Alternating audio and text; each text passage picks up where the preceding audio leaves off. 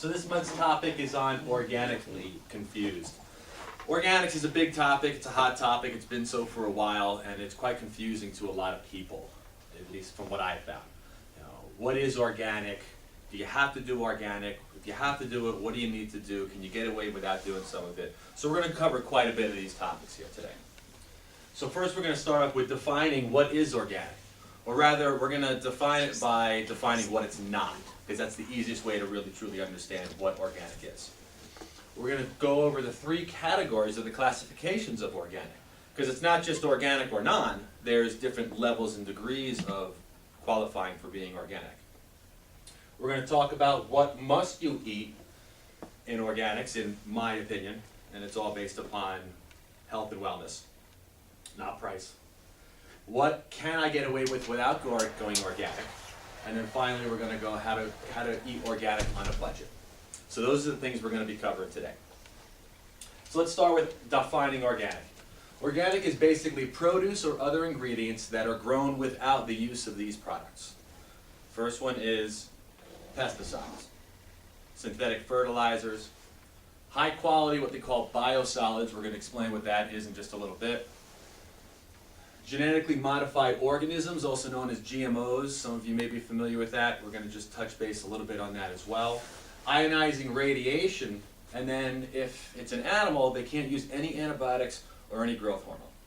So essentially, that is conventional food, and organic food may not use those particular products in it. So, what's the big deal about pesticides? Well, pesticides, by the very nature, the definition of it is to essentially kill pests. It's to destroy life, it's to annihilate. Did I get that point across yet? Okay. So, and pretty much they kill on contact. It's not like they just spray and they die a week later. They die right away. So it's really some toxic stuff. And they define pests as insects, rodents, weeds, mold, and bacteria. So, what does the Environmental Protection Agency from the United States have to say about pesticides in your health? Great question, Milo. Glad you asked. So laboratory studies show that pesticides can cause health problems such as birth defects, nerve damage, cancer, and other effects. What are the other effects? I just listed out some of the different cancers, and these aren't, mild cancers. These are pretty severe cancers. Leukemia, lymphoma, brain, kidney, prostate, and pancreas, liver, lung, and skin cancer. Even things like Parkinson's, dementia, fetal death, altered fetal growth, infertility, depression, diabetes, all these have been linked to these pesticides through different laboratory studies. So there's some real significant stuff going on here. That's basically what we do with pesticides. Notice this guy isn't in shorts, in a short sleeve shirt. I don't know if he's got a smile on his face or not, but he's covered up with a mask. If it's not good enough to be on your skin or for you to breathe it in, do you think it's good to consume it to become a part of your body? Probably not, which is why I love this particular cartoon. Smart little guy here. High quality biosolids. Anybody want to venture a guess what the AKA is for this? Stands for also known as? Sewage sludge. Anybody ever heard of that? Yeah, no, it's really Sewage sludge. For those of you who haven't heard of it, what is it? I'm not going to read it all. But basically, sewage sludge is a mixture of water and whatever wastes from domestic and industrial life are flushed into the sewer. Down the toilet, down your drain, whatever. To retrieve the precious water, the sewage is then treated or cleaned in what we call treatment plants, like what we have over in Vestal. Always smells so nice around that area, doesn't it, in Vestal? Yeah. Well, they're pulling out a whole bunch of what we call sludge. So the goal of the treatment plant is to produce dirty water for us to drink, right? No, not at all. It's to produce really super clean water. So its job is to pull out all the garbage, the gunk, the toxins, all that out of the sewer water so that we can actually recycle the good water. So the goal of the treatment plant is to produce really good water and really bad, crappy sludge. But what do we do with that sludge once we have it? Put it on farmland. Put it on farmland. What did we used to do? Does anybody know? Dump it in the river. We used to dump it in the ocean. Why is toxic sewage sludge dumped on farms and gardens? Well, before 1987, they put a ban on this ocean dumping. Because what they found was that where they dumped it, and they used to dump it 6 miles out. 6 miles? 12 miles, and then 106 miles out. So they used to say, get this stuff out of here. It's so toxic, we don't want it around us. But what they found is that they were killing life on the ocean floor, wherever it was dumped. So the people, save the animals, save the fish, save the wildlife in the ocean. Let's bring it back on land and spread it over our food and use it as fertilizers and consume it. Probably not the brightest idea. That's what it looks like before it's pulled out. Now when you dry it out and you crumble it up, it looks like beautiful topsoil. It's all black and rich looking, but it's not topsoil. You all right? If anybody needs to use the rescue, it's in the back corner. But then again, it'll come back on the fruit. I'm just kidding. So genetically modified organisms, another thing that organics may not use. Now genetically modified organisms are basically foods that are produced from organisms that have had their DNA altered in some way, shape, or form using genetic engineering. Not a good idea in my humble opinion. The human genome has not changed for thousands of years. We still have the same types of genes that we did thousands of years ago. But we're becoming sicker and sicker and sicker. So everyone that says, I have a genetic predisposition to this, that, and the other thing. I got news for you. You had that predisposition for thousands of years. Well, maybe not individuals, but your ancestors have had it for thousands of years.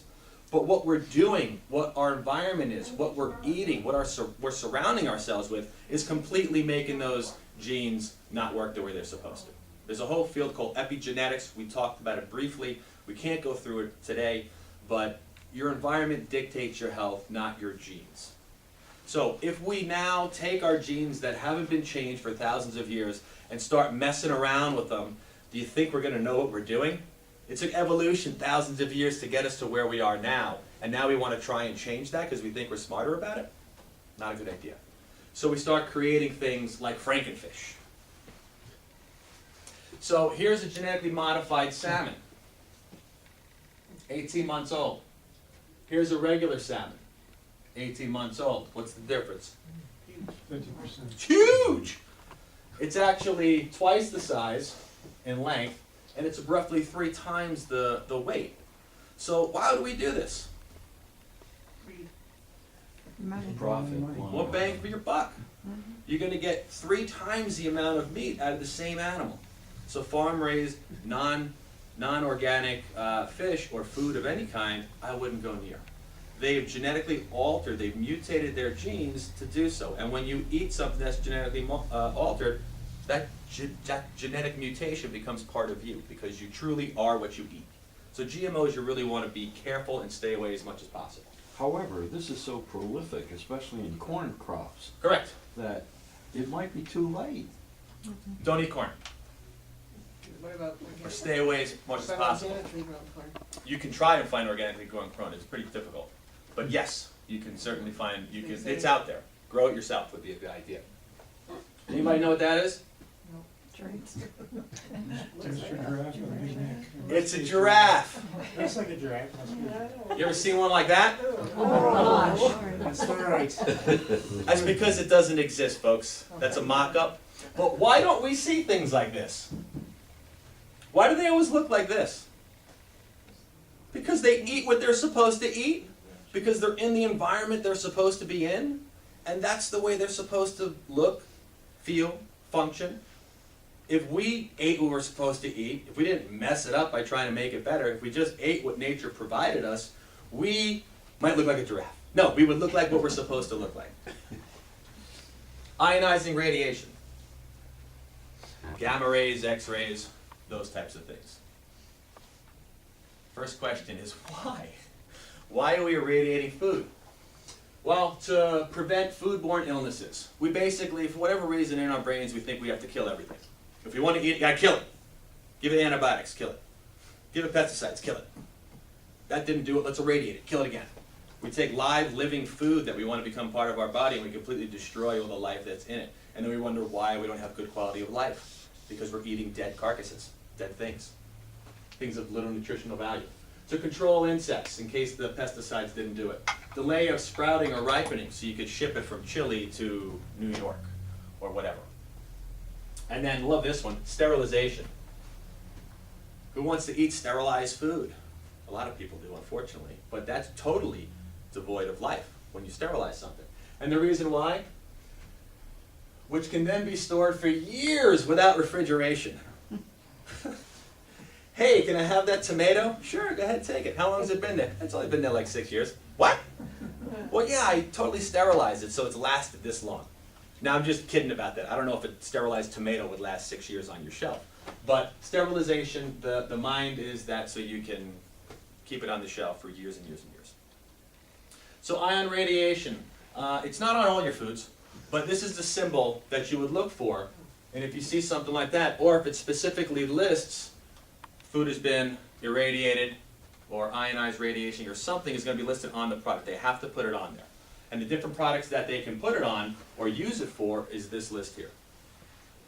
Beef and pork, you know, the pork cows. The cows get absolutely the worst of everything. They get the worst feed, the genetic modified corn. All right, they get the pesticides. They get the antibiotics in their feed. We're going to learn about that. They get the growth hormones. They get inhumane treatment with regards to how they're grown. I mean, it's just awful how these things are treated. And from a humane standpoint, it's horrible enough. But even from a health standpoint, it's even worse. Poultry, shellfish, fruits and vegetables, lettuce and spinach. I don't know why they listed lettuce and spinach separate from vegetables, but they did. Maybe to really make it known. Spices and seasonings, and seeds for sprouting, like alfalfa roots and stuff like that. So look for the ionizing radiation and try and stay away from that as well. And then antibiotics. I'm going to show you a quick clip. It's about 3 minutes. And this clip was recorded last month, December 2013. So it's really recent.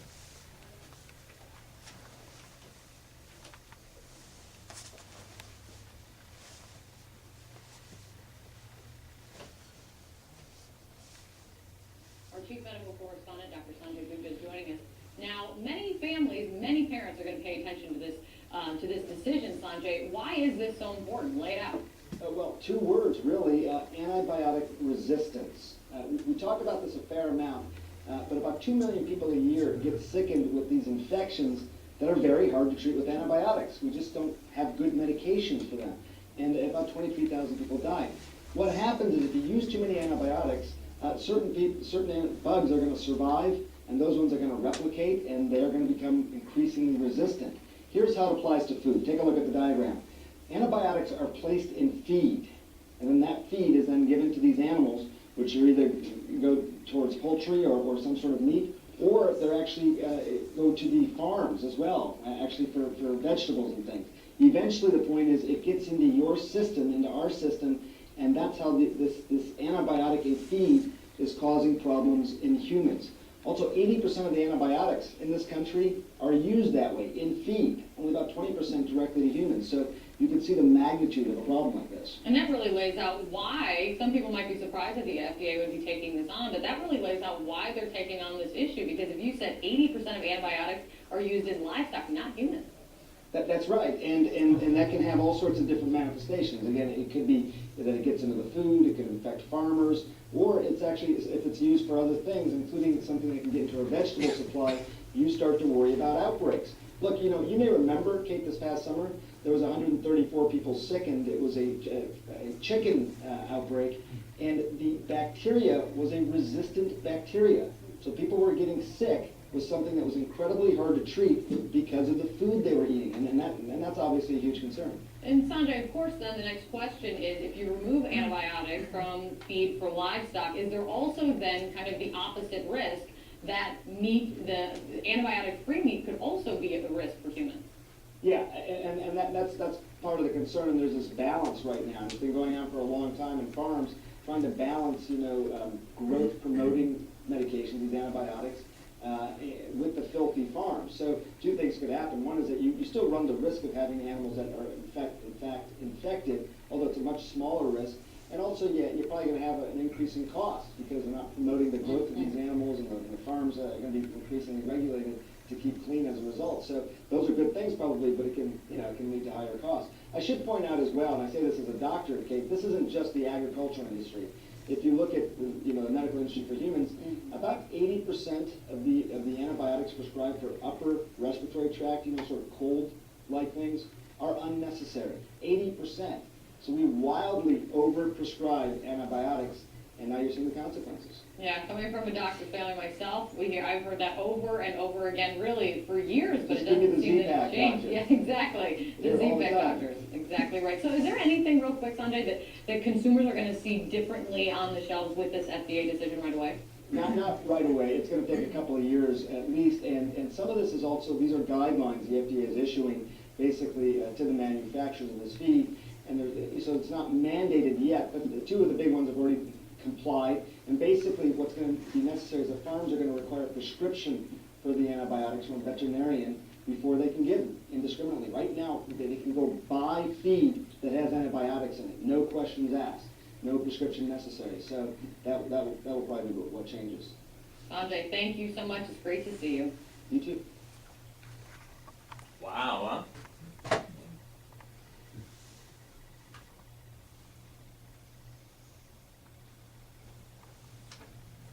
So, you hear a pin drop. No, it was me thinking. I love the your brain thinks like a pin, or that sounds like a pin drop again. So, I love the way it just sort of rolls off Sanjay's. I should call him Dr. Gupta. His about 2 million people get sick every year from him, and about 23,000 people die. And then on to the next. Well, hold on a second. Did you just tell me that 23,000 people are dying? Does that even? Did you even catch that in the interview? And that's I mean, worldwide? it's rolled right over. That's from who asked the question? Worldwide? No, that's in U.S. Really? These are U.S. numbers. U.S. numbers. 80% of antibiotics are in the feed for animals in our country, not worldwide, in our country. That was pretty alarming to me. I didn't realize the magnitude, and that was a good word that he used, of just the overuse of antibiotics. 80% of antibiotics prescribed for upper respiratory infections are not necessary coming out of a doctor's mouth. They know it, and I just don't understand why it's not making any changes. Just like he said in there. Everybody knows it, but we're still doing it. And so we're still creating these super resistant bacterial strains. And it'll take years to see any changes. They are guidelines. They're not laws. They're not mandates. They are guidelines. The current guidelines. They just passed them from Yeah, what they said which they will in December. change shortly. But it's still a guideline. Mylan, It's a guess. I'm going to give you a guide. I want you to eat better and exercise. You can go, thanks very much, Doc. I'm going to throw those out of there. I'm going to do what I want. Because it's a guide. It's not a law. Farmers will be required to get prescriptions from a veterinarian. Right now, they could just take it off the shelves in their feed. Wow. So, whew! Now that I hammered you down and really told you, about all the bad things with regards to all the conventional types of foods, let's start talking organics. There's 3 types of categories for organics. First one is 100% organic. That means it's made with 100% organic ingredients, and it will bear the USDA organic seal. There's 4 different colors. I didn't know that until I started researching this. I've seen the green, I've seen the black. I don't know what the other 2 colors are, but apparently they don't mean anything. It's just, do you like green? Do you like black? Do you like another color? I don't know. Second category, organic. They can still call it organic, but now it has to be 95% or more organic. And they could still bear the same seal. So you don't really know the difference. This has a lot of people up in arms, and rightfully so. Typically you're paying a premium buck for organic foods because you're pretty much saying, I don't want any of this stuff in my food, so I'm willing to pay the extra price to not have it in, just let me know which ones those are. And they do this by weight, by the way. So some of the most toxic things on the planet weigh next to nothing. So can they be part of it and still fall under the organic seal? Perhaps. I don't know 100%. But I pretty much imagine there's ways around these things.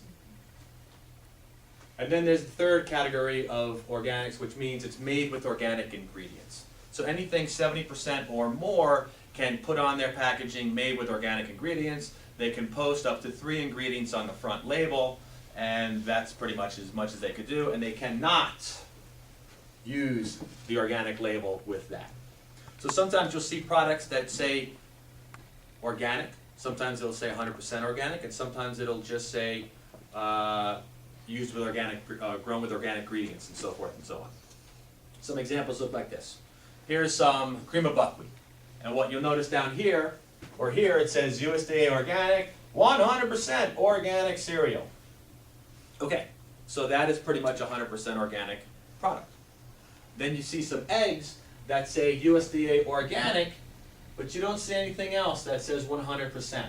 It might be, but if it is, do you think they're going to put that stamp on there because they're proud of it? Yeah, of course.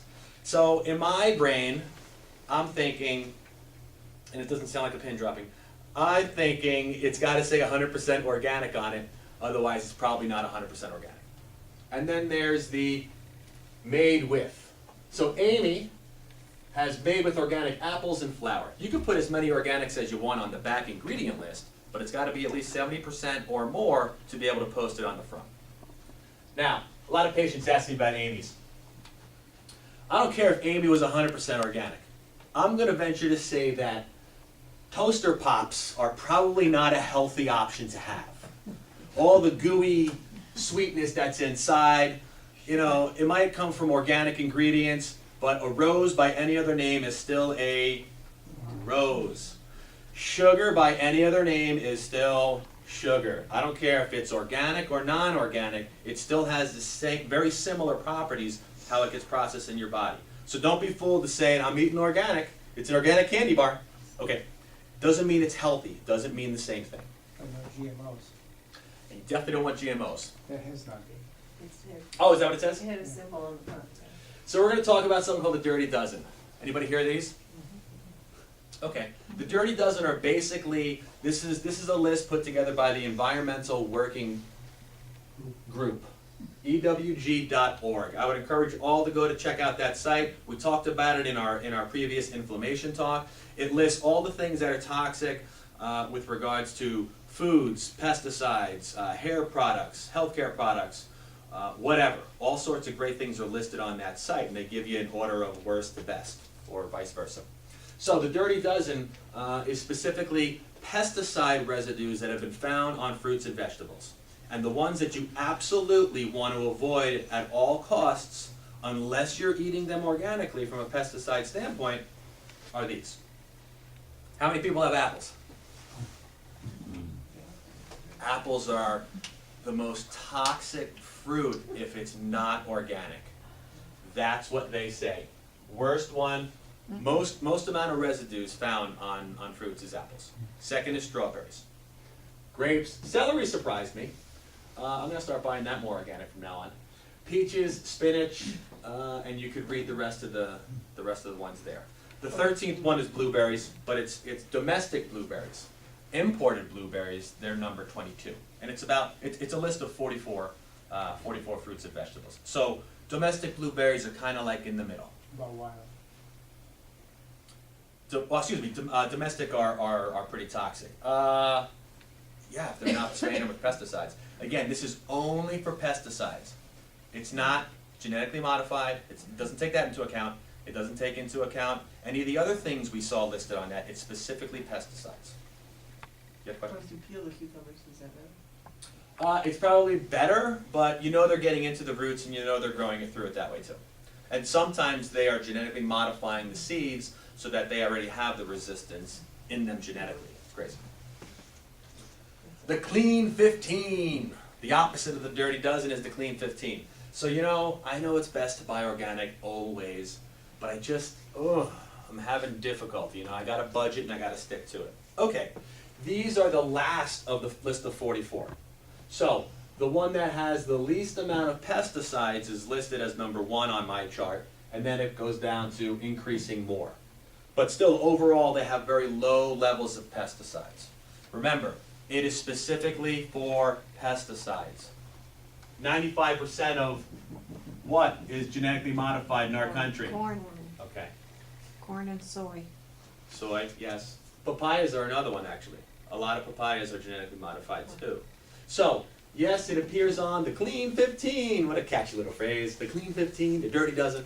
But even though it's got low levels of pesticides, you're probably going to want to avoid corn and papayas altogether because of the genetically modified factor.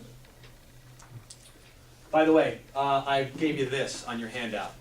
So you have the whole list. You can go to EWG, you can order them for $10 and they'll send you something, or you can go to another website that lists them and makes it look pretty and just take it off my sheet. So here it is, apples, worst to not as worst. Here it is, best to not as good. If you want to see the rest of them, just go to that website, you get the whole list. What else should I buy organic? Dairy. This is, in my opinion, this is probably the worst thing you could buy that would be non-organic. So really, this is important. Cows, as I said before, they eat garbage, they're injected with garbage, they live in garbage, they become garbage, and then we eat the garbage. Before that, we're irradiated and X-raying them as well. So, really, if you're gonna spend your money wisely, do it with milk. I know it's quite a bit more expensive. I know it is, but it's so much more worth it for your body. The milk, the yogurt, the butter, the cheese, the ice cream. I just basically told you what I just wrote there. The poor cows. So it's not unlikely to see this is the next one, your beef and your red meat. Right?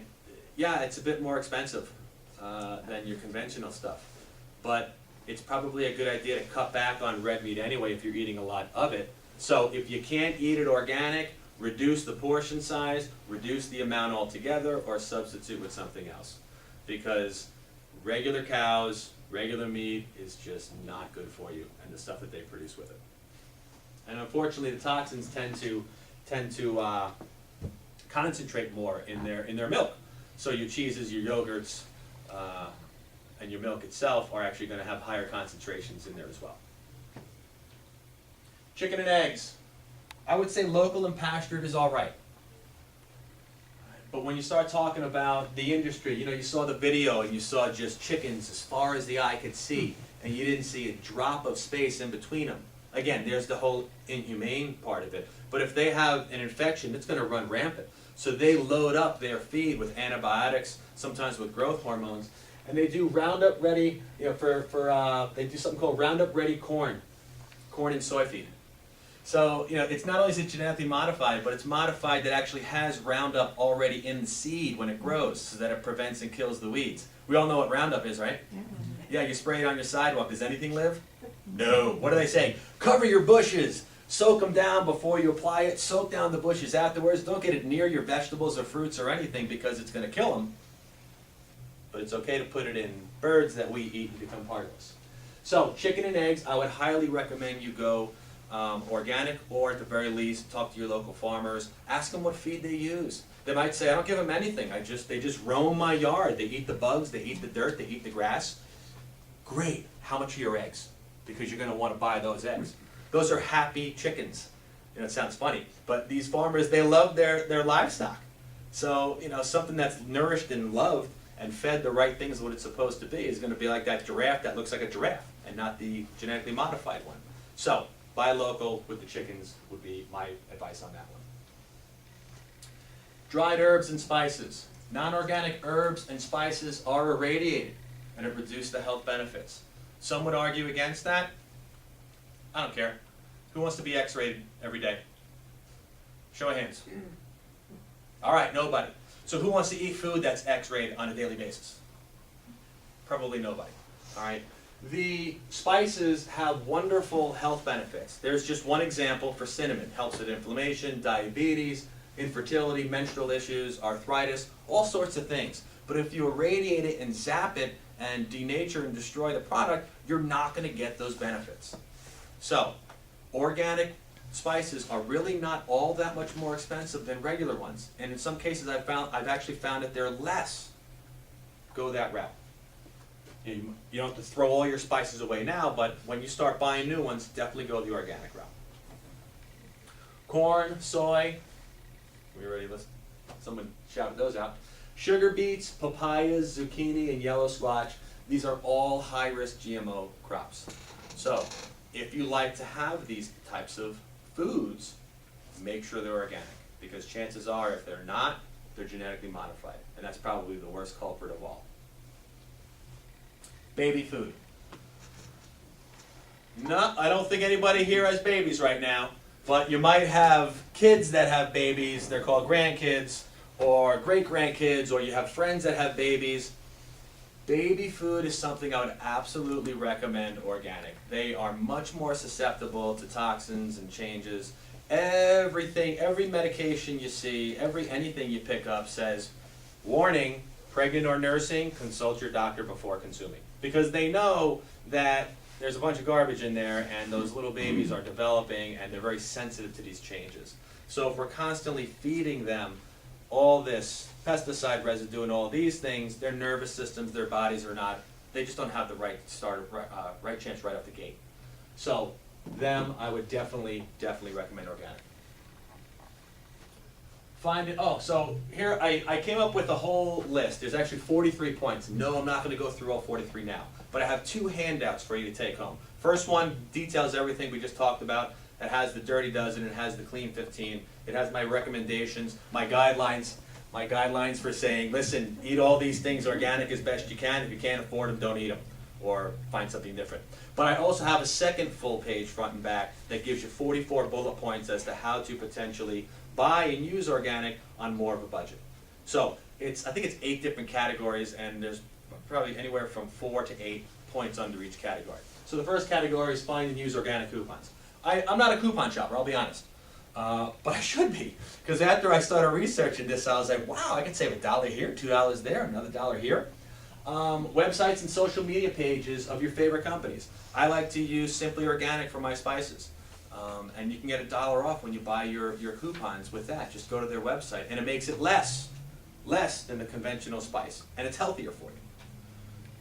At home and in the kitchen, do it yourself. Make your own granola bars, kale chips, smoothies, juices, whatever. You know, you could spend $6 on a box of organic oatmeal bars, or you can make it at home, and it's not hard.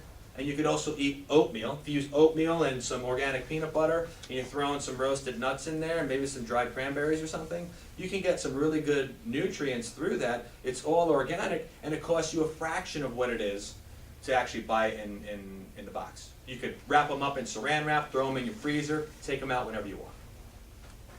I would recommend defrosting them before you eat them, because you don't want to break your teeth.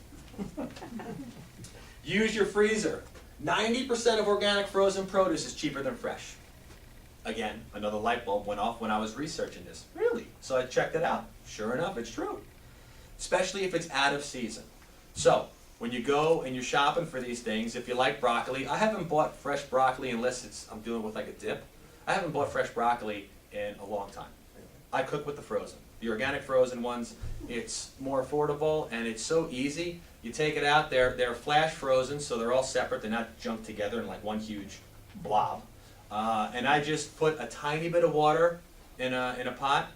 I steam boil it for maybe 2 minutes, maybe 3 minutes, just enough to defrost it. Then I dump the water out and I stick it back on the pot and still keep it cooking just a little bit.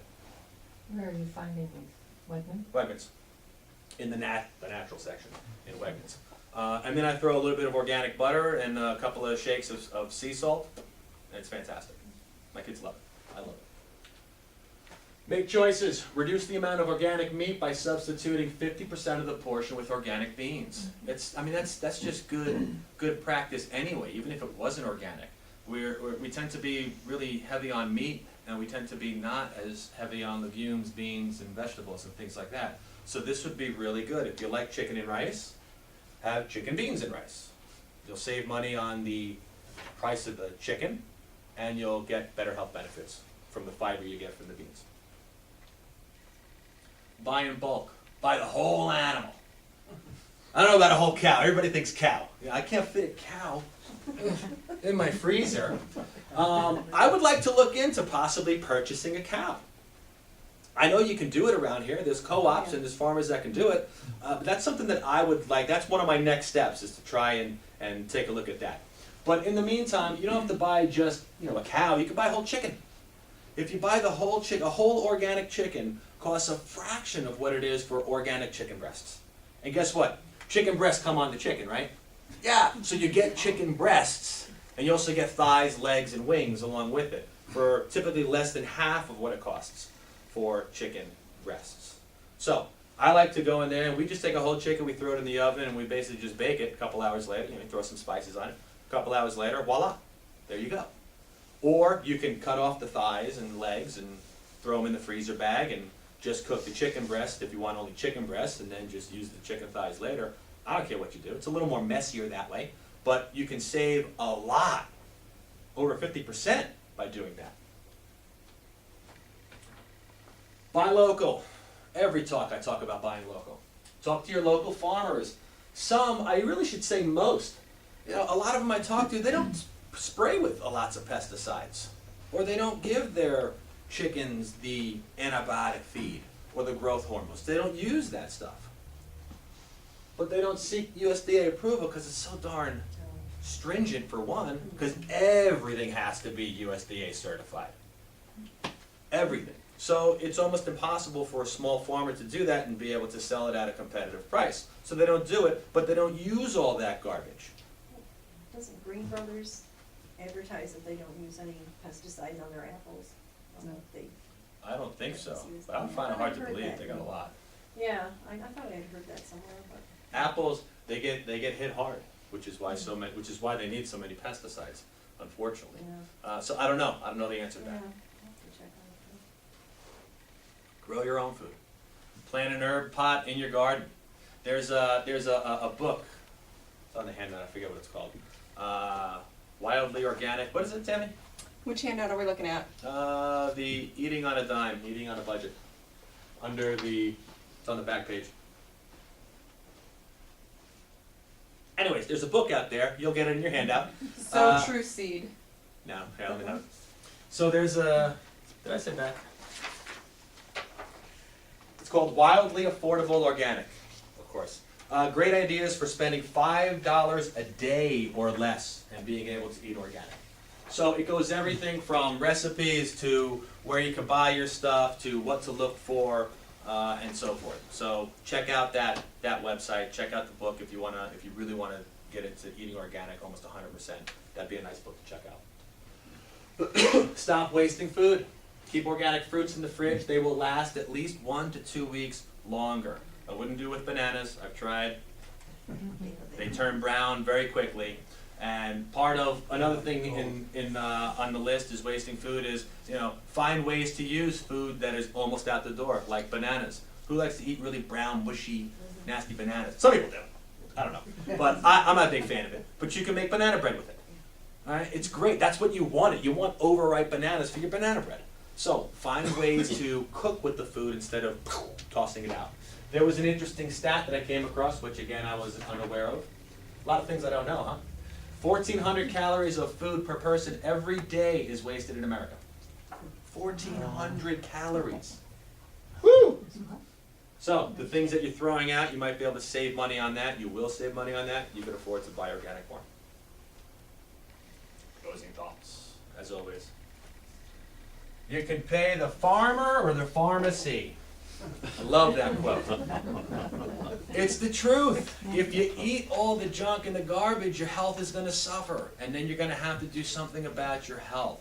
And 90% of your options out there is going to be to take a drug. And those drugs are going to have side effects, and you're going to want to take more drugs to counteract the side effects that you took from the first drug that you took from eating the garbage in the first place. So you end up spending hundreds of dollars a month on drugs to make you feel better, while you continue your destructive lifestyle pattern, eating all the garbage that got you there in the first place. Wow, this is lightning, wasn't it? Those are my closing thoughts. So, you're gonna spend it one way or another. You might as well spend it up front and be happy and prosperous with it, as opposed to be regretful and unhappy later. That's number one. A living body requires living food. What a concept.